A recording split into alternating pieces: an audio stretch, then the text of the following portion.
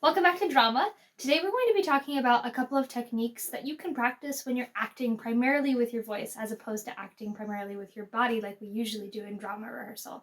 Today we're going to watch the short video and then I'm going to have you go out and do some different exercises that you'll find linked in a Google Doc. It's a Google Doc? Yes, it's linked in a Google Doc in RunWeb, and then we'll all come back together and we're going to run a couple of scenes this afternoon all together. It will be great. I had to think about whether or not it's afternoon. Not yet, but coming soon, right? Today I'm going to be referencing some different examples and exercises from this book. It's by Robert Cohen. It's called Acting One. I actually use this a lot in class. You don't know it because I don't show it to you, but this is the book I get a lot of different exercises from. So if I reference a quote, it's probably from this book. Okay, we're going to talk about primarily two things today. The first thing is phrasing, and the second thing is purposefulness. They're both P's. Look at that. It's like I'm a pastor. Phrasing, purposefulness. Phrasing actually breaks into three parts, but phrasing in general is just the way that you pace yourself through a speech, the way that you enunciate a speech, and the way you basically talk. So phrasing has three different elements, and we're going to talk about each one a little bit separately. The first element is diction. Diction is the clarity with which words are enunciated. We talk about this in choir, right? We talk about our consonants and unifying all of our vowels. A lot of times actors don't forget about diction, but they treat diction as something that comes later. But diction is actually one of the primary ways that we communicate words to our audience members. In this lovely book, I'm going to read a little bit for you. Here, let me find it. It's in the wrong page. I put sticky notes so I would find it fast. Here we go. Good diction enables the audience to understand the play. If the actor cannot distinguish between I ask you and I asked you, a moment in the play will surely suffer. After several such moments, the audience's attention will surely drift. While the audience puzzles over what you mean, it ceases to care about your emotional truth or about the play's situation and theme. Diction, then, is crucial to the theater at every level. I also think a lot of times that when we get excited or angry or upset, we feel like diction becomes less and less important. But if you listen to people speak in real life, you'll find that that's not true. When people are more passionate about something, they actually become clearer with their diction and more intense with their consonants and more exaggerated with their vowels. So, Robert Cohen talks about something called acting with your teeth.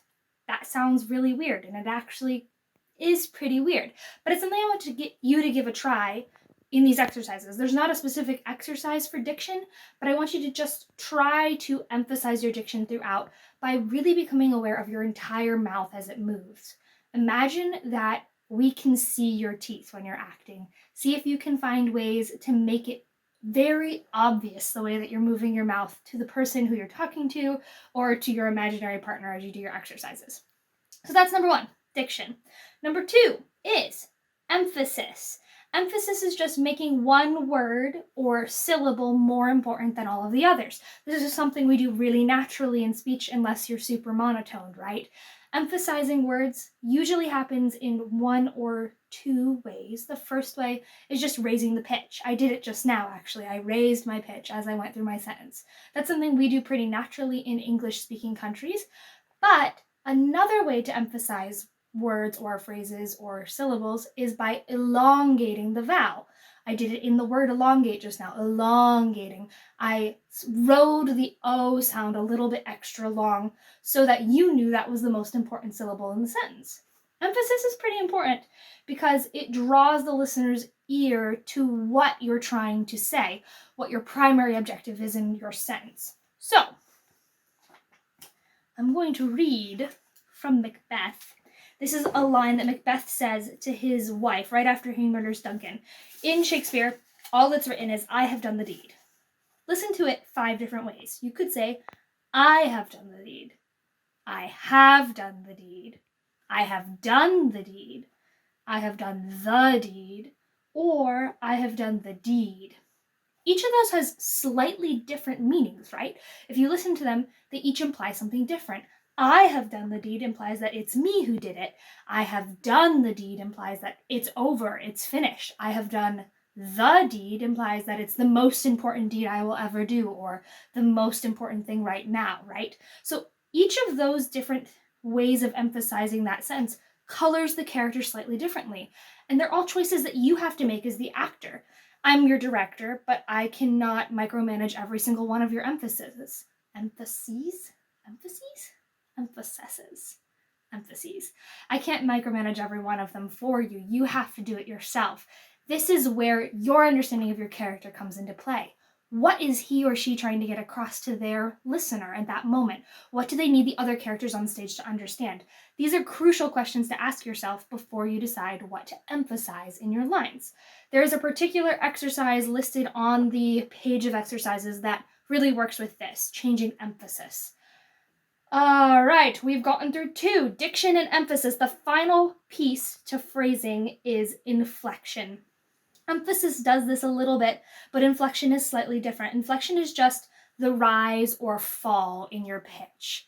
Actually, when we listened to the audio drama last week, Abby pointed this out. She said that you could really hear the actors' inflections in their voices, which is super true because there's no other things going on, right? So you're hearing them a little bit more intensely. So inflections often help us to know things like, is it a question? Is it sarcastic? Is it a demand? Things like that. But in acting, they also do a little bit more than that. A rising and a sustained action at the end of a sentence helps to keep the action of the play going. It makes us know this isn't over yet. There's more coming after this, feelings like that. A falling end of a sentence concludes the action. So this is really important to note. If you're speaking right in the middle of a scene, you don't want to fall too low on the end of your phrase. Because if you do, it indicates to the people who are listening, that's the end, I don't need to pay attention anymore. But if you can keep your pitch rising slightly throughout, you're going to keep the audience's attention. This is also really important if you ever have a speech or a monologue that has a lot of lists in it. I can't think right now if anybody does in this play. I don't know off the top of my head, but if you do have a list throughout the play, you'll note that first of all, backtrack with me. If you list something to someone, I need from the grocery store eggs, oranges, lemonade, and pineapple. You'll notice as I list, my voice continues to rise until I get to the end of the phrase where it drops off. That's normal in English languages, but it should also be normal when you deliver your Shakespeare lines. As you list things, you need to continue to rise and build tension and emotion throughout the whole entire phrase.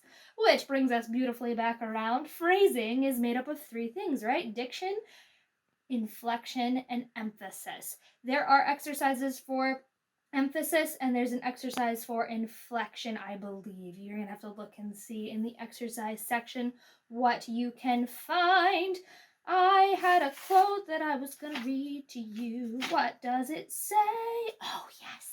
This is a good section of this book.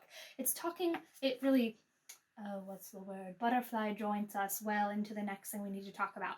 At the very end of the section on phrasing, Cohen writes, every speech you say as a character should be delivered as created, not as recited by you. You, not the playwright, should be perceived as the originator of the lines. Inflections are a technical manifestation of the extent to which you create rather than you recite the text. So basically what he's saying is that when you speak your lines, it needs to seem like it's just happening right in the spur of the moment. Otherwise, we know Shakespeare wrote the lines, but in order for it to feel more real, it needs to feel like you're responding to the things that are happening on stage and you're choosing the inflections based on what's actually happening to you. This brings me to the second P of the day. The second P is purposefulness. People do not speak because they have to speak, usually. Usually people speak because they want to speak. And if you listen to people have conversations with each other, you'll notice when they come in really fast and firm because they want to grasp everyone's attention and hold it for a moment. Sometimes they do that before they even know what they want to say, right? They grab everyone's attention and then there's this awkward pause where you're like, what is going on? This should happen on stage too. You should, when you speak, have this intense sense of purposefulness.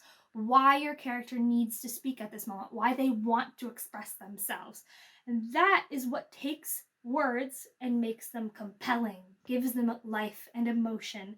So I'm just going to read a large chunk of text, so brace yourself. In Cohen's book, in the section called Using the Voice, he discusses purposefulness, and he says, in the theater, as in life, people should speak not because they have to, but because they want to. Every word you speak on stage must be and seem to be directed toward your goal. Every word must have some tactical service to your cause. As a character, you should not appear to speak simply because the author put words in your mouth, but rather because you have desires, plans, and objectives, because speaking out is the only way you expect to get them. Every word spoken on stage, therefore, must be spoken with purposefulness. Words must come from human desire, not mechanical necessity. This purpose, above all else, brings compelling power to your vocal instrument. So, some really good examples. He gives a couple here. I'm going to use one of them. He's talking about how if you're instructed to say something, you will say it, right? Like here, his example is, you're instructed to say as distinctly as possible, pull up on the door of the car. You do so. Your 2-year-old sister is crying in a locked car and nearby a building is on fire. You tell her, pull up on the car handle. You are more distinct, your speech is clearer, more demanding, and more penetrating. Why is that? When you have a compelling reason to speak, suddenly your voice takes on new life and new characteristics. Your diction becomes clearer naturally, you emphasize things more correctly or more compellingly, and your inflections become more compelling. All of those elements of phrasing start to work together if you have a really compelling reason to speak. So the final exercise for today is to add purpose. You're going to take the lines from the exercise previous. After you've done the 2 first exercises, the diction exercise and the inflection exercise, you're going to continue to work with those same speeches and add purposefulness to them. You need to create a situation in which you would say those lines and create a compelling situation for you to speak. Practice speaking purposefully. I'll see you in class in a little while. Please make sure that you complete the exercises before you join us, because we will be doing an exit assessment at the end of the class today, where you're going to fill out a quiz based on this video and also how you've done with your exercises, what you've done with the exercises. So please make sure you get everything done before you join me in our Zoom session in just a little bit. See you all later. Bye.